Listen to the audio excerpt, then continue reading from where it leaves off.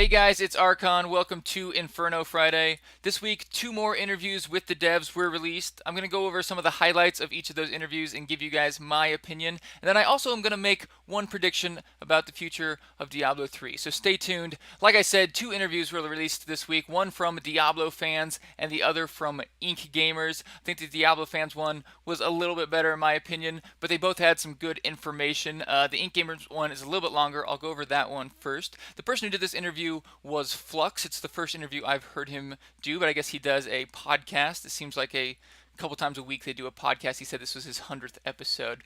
So he does ask some good questions in here, some that we get some decent answers to, but he also talks a lot. I think a little bit more than an interviewer should talk, and he's very opinionated, which is a good thing, but I think he's also a bit stubborn, and unfortunately he seemed to use the interview more as a method of pushing some of his ideas onto the devs, and I didn't care for that too much, but the interview overall was pretty good. So let's just go through the highlights. I've cut out about half of the interview so I could show you guys just the parts I found most interesting, but there'll be a link in the description if you want to read the whole thing. So Flux starts out and he asks about endless dungeons. Way to go, Flux. That's something we all wanted to hear about. And Josh Mosquera, I think, actually gave a pretty good answer, mostly just because I didn't know how Josh Mosquera felt about these things. We've only heard it from Wyatt Chang and Travis Day, but Josh Mosquera said the concept of an end game for everyone, for us to really articulate that, we've been thinking and prototyping as many different vehicles of gameplay that will allow our players to find something interesting to do and constantly shift their objectives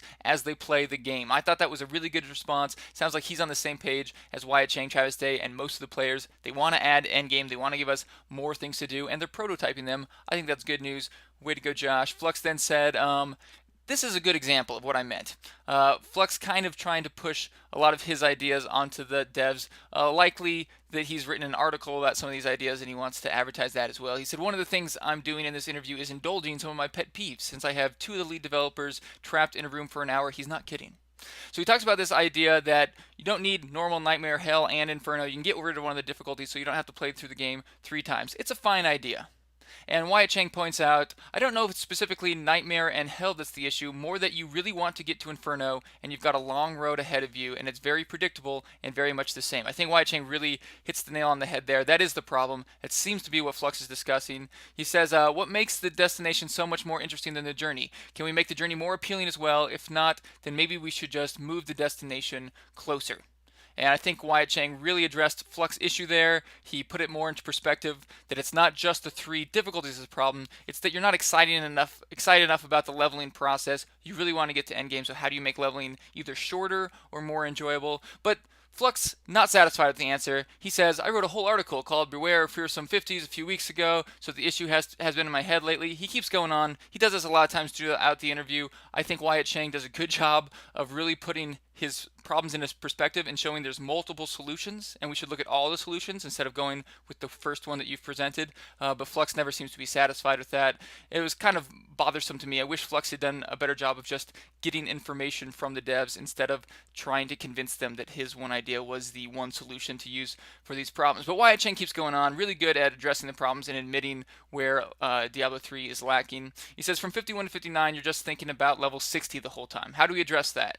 Josh was alluding to different modes, different ways to play, different ways to experience the game. I think there are a lot of different takes on it, but I do think that there's a core problem there. So good that they realized the problem.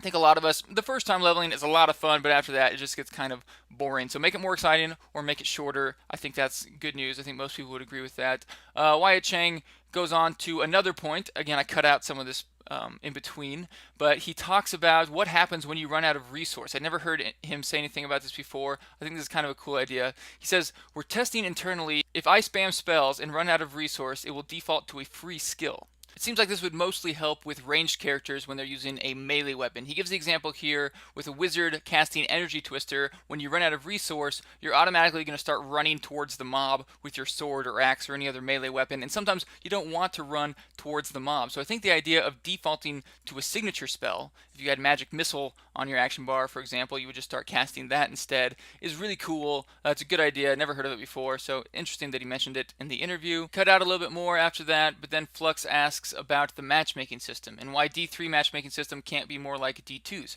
A lot of players have asked this in the past. A lot of people liked D2 matchmaking system where people could just type in a title of their game. You could look through a list of games and find one that matches the criteria of what you're looking for in a public game. A lot of people prefer that system.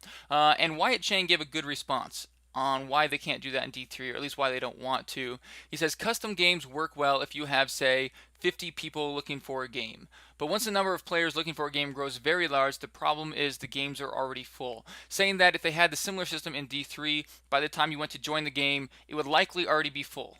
You would constantly be going through games. He compares this to the World of Warcraft auction house when you go to buy linen cloth. A lot of times, if you try to buy the cheapest stack, it's already going to be gone. He says that's why they did the gem market the way they did in D3. And on World of Warcraft, they have segregated servers with much smaller populations. So trying to put that into D3, if you wanted to allow everyone to join the same games and not segregate them, then the games would constantly be full.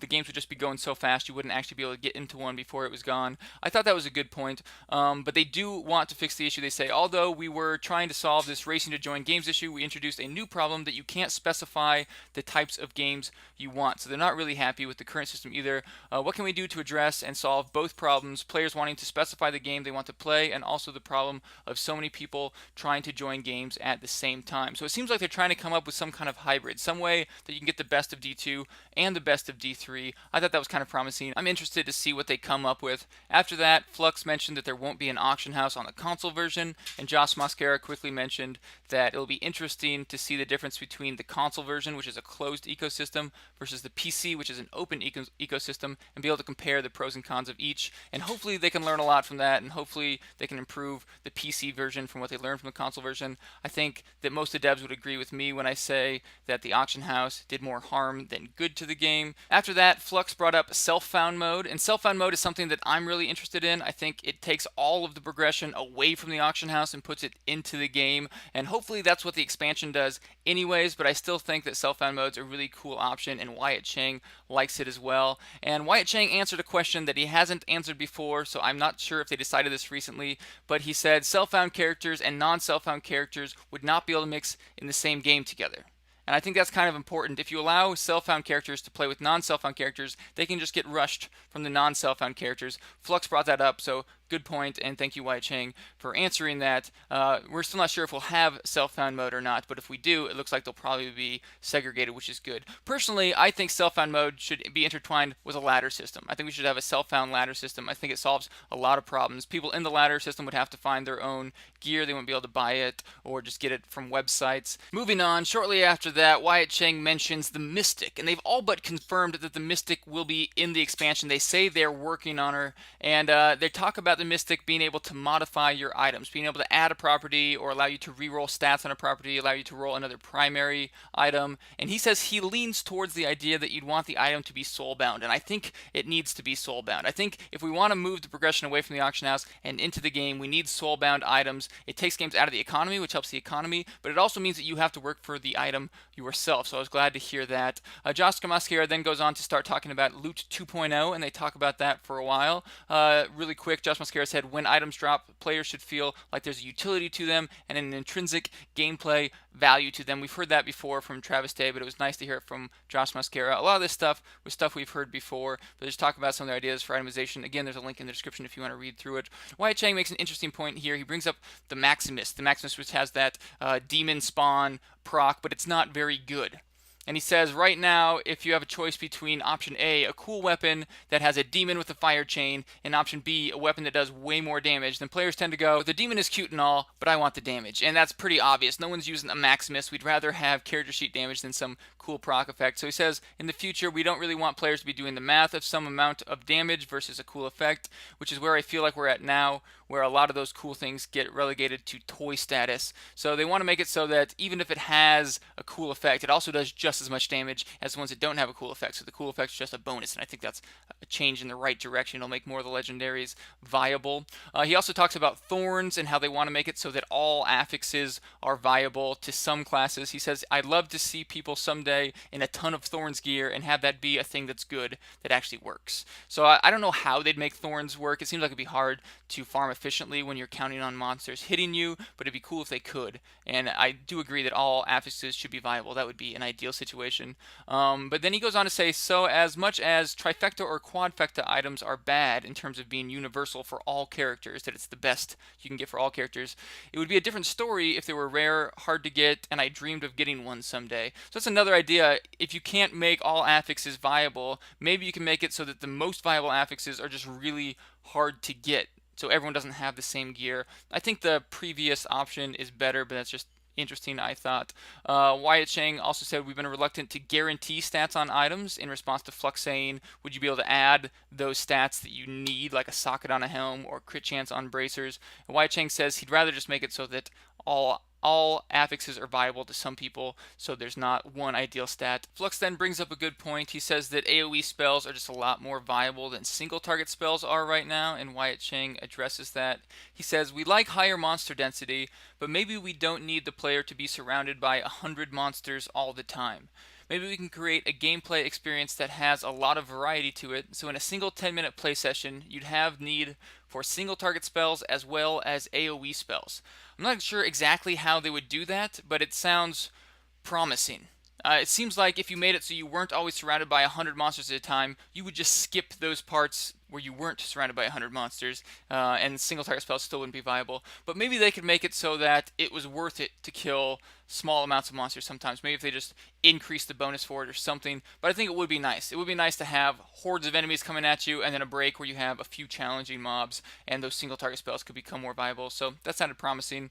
Flux then goes on another one of his tangents about one of these solutions. I actually cut out a lot. He goes on for paragraphs about this during the interview with the devs, just talking about how he plays on hardcore and monks and wizards and witch doctors have these things that save them from death, but demon hunters don't have that and they're the squishiest class. Why not just give them something like that? And I think Wyatt Chang does a really good job at addressing his concern. He says what we tend to do is say Class A has this, Class B has this, so logically Class C should have it also. He goes on to say, I think that it's a line of reasoning that's used to justify a buff to something, to a skill. Another example I'll throw out, the Demon Hunter has Vault, the Barbarian has Leap, the Wizard has Teleport. Why doesn't the Witch Doctor get a Teleport? Clearly the Witch Doctor should have an instant move ability as well. My general reaction to this is the classes aren't meant to be the same. He says they shouldn't all have different colored versions of the same skills. I think it's a good thing that a class has something that they're really envious of the other class, and that other classes are really envious of the first class. If the Demon Hunter has issues with hardcore survivability, we can address that problem in a manner that's unique and cool to the Demon Hunter itself. And that was a really good point. It got me thinking, if you just kept doing that, if you said, well, these classes have it, so this should have it too, well, they don't have this, so they should have it, eventually you would get to the point where all the classes were pretty much the same thing. They wouldn't have anything special about them. You wouldn't feel overpowered in any area, because if you were, you would just give it to the other classes and they would have it too. You would all feel very much the same. And so I think it's a good point, and I think it does make you a little envious of the other classes, and as Wyatt points out, that's a good thing sometimes. But Flux doesn't think so. Flux doesn't think that Wyatt Chang's response was that great. He still thinks that his solution is the solution, and he keeps pressing it. And he also says that 1% of the players in hardcore play Demon Hunters. Wyatt Chang corrects him and says, actually, we have the figures, and the number is bigger than 1%. In the transcript, they added a little, but Wyatt Chang didn't actually say that. He just said bigger than 1%. Flux then brings up another good point. Purple monsters or uniques are a bit underwhelming. They're not very strong, and they don't drop very good loot. I think most of us would agree with that, and Wyatt Chang agrees as well. He says sometimes we put in a purple monster because we want it to have a cool encounter, so there are a couple that are cool to fight and strong. I don't know if I've ever really fought a purple monster that was that cool or strong, but he goes on to say there are other purple monsters that were put in for story, cinematic, or world building purposes, so they're trying to fit two different design goals. I hadn't realized that. He says all the ones that were put in strictly for story and world development purposes are kind of underwhelming, so let's go back and make them more interesting to fight, meaty, and give good rewards, so that's on our to-do list. That's good to know. The purple monsters are going to get a buff and hopefully give better rewards. Flux then goes on another one of his tangents. He talks about being at BlizzCon when he played the PvP demo, and he was like, oh my god, this is so awesome, PvP is so good, everyone's going to like it just like it is, put Team Deathmatch in the game, it has to be in the game right now, everyone's going to love Team Deathmatch if you just put it in the game, why haven't you put it in the game yet? And they go on to make some good points. I think the biggest point to make about Team Deathmatch is it's not fun for very long. if you really look at it, Team Deathmatch isn't much different from what we have right now in brawling. And it can be fun for a little bit, but then it gets kind of old. And the other thing to note is when they had Team Deathmatch at BlizzCon, there was a limited set of skills you could use, so it was much easier to balance it. Personally, I'm really glad they got rid of Team Deathmatch. I think they could do a lot better than that. I think it was going to be really limited, and it wouldn't really be a core part of Diablo. It would just be this little side activity you did for fun every once in a while. But Flux definitely disagrees with me. Josh Mosquera goes on to answer him. He says, I think everybody intrinsically gets the idea that a PvP mode in Diablo 3 should be really fun, and we've seen examples that in bursts it can be a lot of fun. So the question is, how do we make it feel thematically not just a side product, but part of the overall core fantasy of the game? So close to what I was saying before. And that was all the interesting parts I could find from that interview, but I also want to talk about the Diablo fans interview, which is a little bit shorter, and I think it was done a little bit better. The first question they asked in the Diablo fans interview, very close to the last question of the Gamers one, is what exactly wasn't fun in Team Deathmatch? Why was it scrapped? And they give a slightly different answer here. We've heard before that they can't make Diablo into an esport without hurting PvE, and that never made sense to me because I was just like, why don't they just change the skills for PvP? If a certain skill is overpowered in PvP, just make it do less damage in PvP, and it can stay the same as it is in PvE. But what they explain here makes it sound like it's not so much that they just need to adjust the numbers, but it's the way the skills are laid out. And they don't really say it here, but I feel like the biggest issue is that enemies don't dodge your attacks for the most part. There's other issues as well. They mentioned that they kind of designed Diablo 3 to be this fantasy of one epic hero against hordes of enemies. Things like roots and snares and all that kind of stuff work well against AI, but against players it starts to be straining on the core fundamentals of the system. So it sounds like they wouldn't just have to move some numbers around, they would actually have to redesign a lot of the skills, which makes more sense as to why they couldn't turn it into an esport. And Travis also mentions why he doesn't like the idea of an esport. He says, I love PvP. As far as anything related to esports, I hope we never go down that road. He says, I've worked on WoW for 8 years and I've witnessed the entire design process and changes that occurred as a result of adding arenas. When you try to make something more competitive and esport-like, you tend to start suffering on some aspect of the game if it's not built that way from the ground up. That makes sense to me. I'm not sure if it's possible that they could do an esport, but I understand why they wouldn't want to. But you guys give me your opinion. This is what I found most eye-opening. Not necessarily good news, but the first time they've really confirmed this. Diablo fans asks, there isn't going to be a patch before the itemization one, right? And Josh says that's correct, which means we're not getting any more patches until the itemization patch. And I have a prediction about that. I'll tell you after we go through this interview. The next question they ask about the itemization patch, are there any new features that you haven't announced yet? They say yes, but we're not going to announce them here. We have really cool things planned, and between now and BlizzCon, you're going to be getting more and more information about exactly what's coming down the pipe in terms of Diablo 3 patches and other really cool things. So it looks like they're not waiting until BlizzCon to announce what they're working on. We know we're not getting anything until after BlizzCon, probably way after BlizzCon, but at least we'll get some kind of announcement. Diablo fans goes on to ask about some of the what I would call exploity builds, like Whirlwind Barb, Archon, and Critical Mass. Ask if they're going to be nerfed.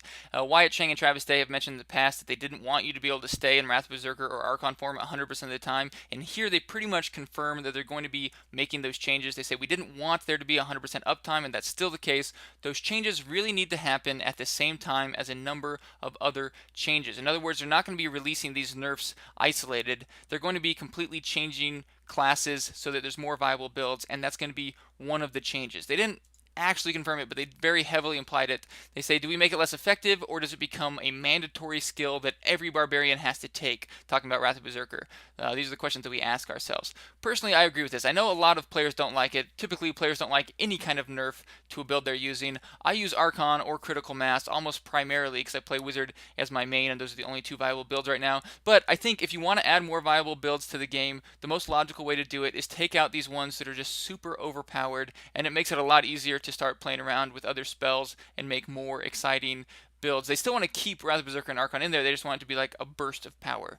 Every skill should have the same value on your action bar. So I know that's going to upset some people, but I think it's a good change. I'm excited to see what kind of builds come out once they make those changes, maybe in the expansion. Diablo fans then goes on to ask if Wyatt and Travis ever take ideas from their community, and they pretty much say yes.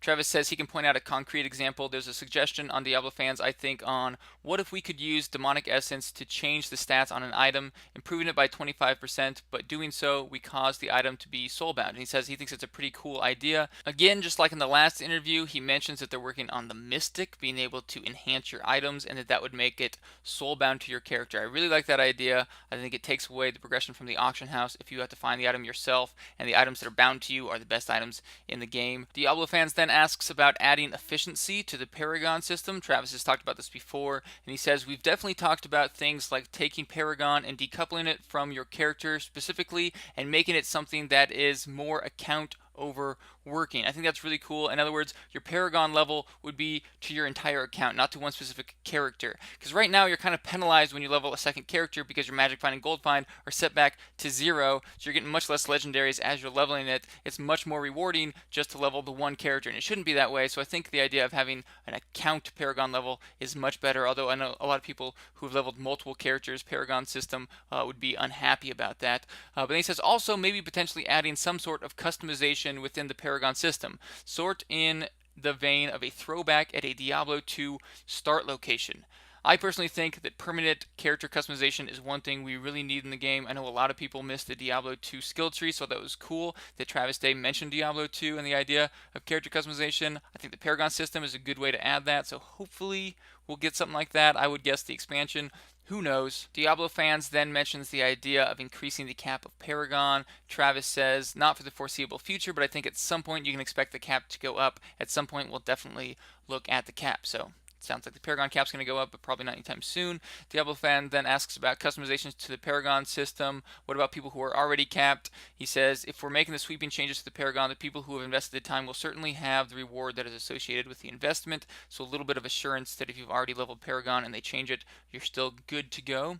Diablo Fan says, since the auction house is staying in the game even after the itemization patch, can you tell us how the auction house will be important in the future? And Josh Mascara answers this. He says, the auction house is good to round out your character or fill some holes. It's not great when it becomes the destination for all your loot, and I definitely agree with that. I think a good example of an auction house system is World of Warcraft. You can't just go on the auction house and buy the best items in the game with gold or real money. You actually have to play the game and earn them, but the auction house still serves an important purpose. You can buy mats there, but you can also fill in holes in your gear. So if you just can't find those bracers out there that you need, you can go to the auction house, get some cheap ones to fill the hole until you find the ones you really want. I think personally that that's the ideal role of the auction house. Still useful, but keep the progression in the actual game. So that's all for the 2 interviews. I hope you guys enjoyed them. There's links in the description to both of those if you want to read them or listen to the Ink Gamers one yourself. They are quite long. I just want to condense the highlights for you. But before we wrap up the video, I'd like to make a prediction about the future of Diablo 3.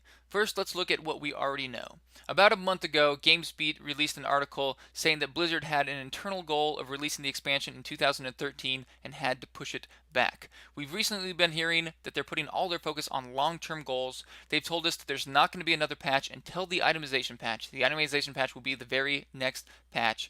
It likely won't come until next year. Travis Day, when he was asked about it, said that it definitely will not come before BlizzCon. We will definitely not get the itemization patch before November, so I say it's likely the itemization patch is going to come out next year. We've yet to have a patch this big.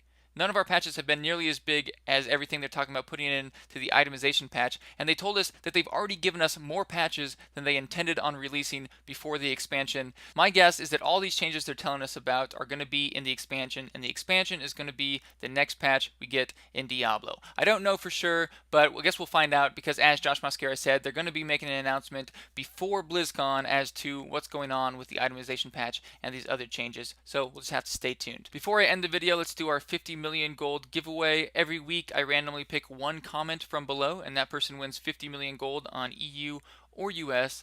Last week's winner was Ryan Harrison. Congratulations. If you win the 50 million gold, all you have to do is come on over to Twitch and get a hold of me through chat or even better through a message. I'll have you prove it's you on YouTube and then I'll get you the gold as soon as possible. So thank you guys for watching this video. I hope you enjoyed it. If you did, please hit that subscribe button and I'll have another one for you soon.